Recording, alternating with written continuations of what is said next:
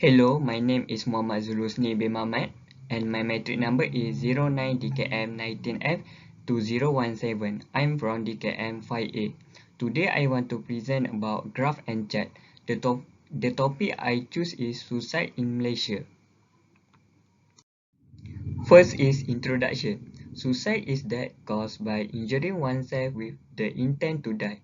A suicide attempt is when someone harms themselves with any intent to end their life but they do not die as a result of their action.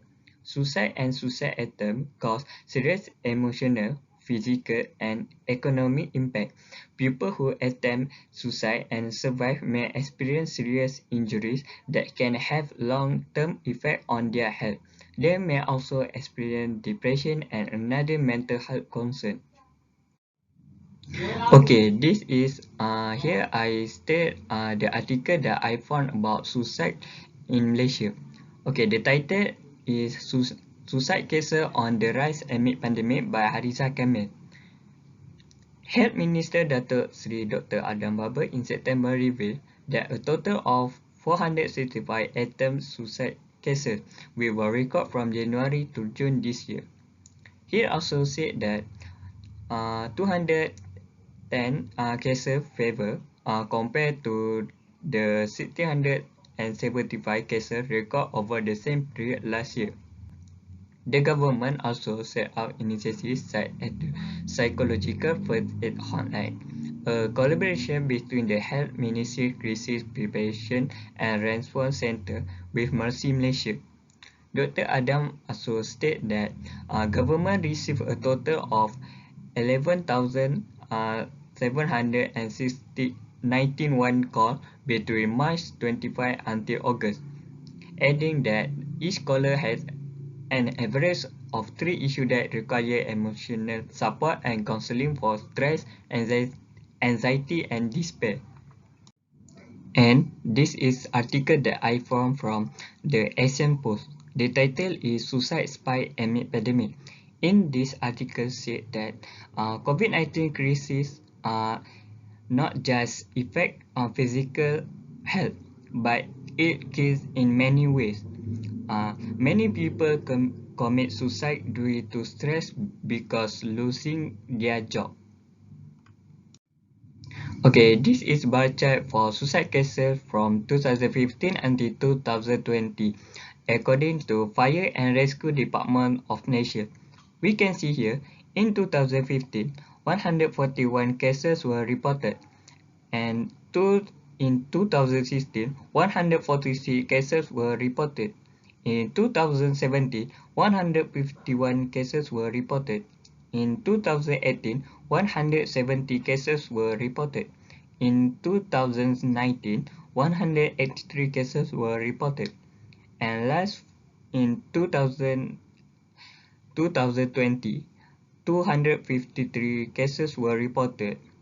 And we can see from bar chart is by year, suicide cases is increased in Malaysia.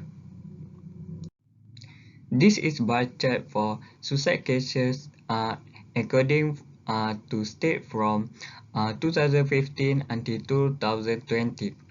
We can see here in Selangor, 265 cases were reported. And in wilayah Persekutuan Kuala Lumpur, 169 cases were reported. In Pulau Pinang, 163 cases were reported. In Johor Bahru, 136 cases were reported. In Perak, 51 cases were reported. In Pahang, 55 cases were reported. In Sarawak, 45 cases were reported. In Malacca, 36 cases were reported. In Kedah, 33 cases were reported.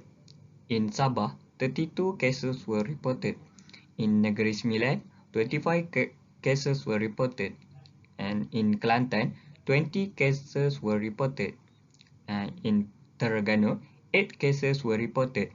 In wilayah Persekutuan Putrajaya, 7 cases were reported. In Perlis, 7 cases were reported. And lastly, in wilayah Persekutuan Labuan, 2 cases were reported. This is pie chart for committed suicide cases in Malaysia. We can see here 6% of students have attempted to kill themselves before. 9.5% of secondary school students have planned to commit suicide, and 18.5% of students in Penang are depressed.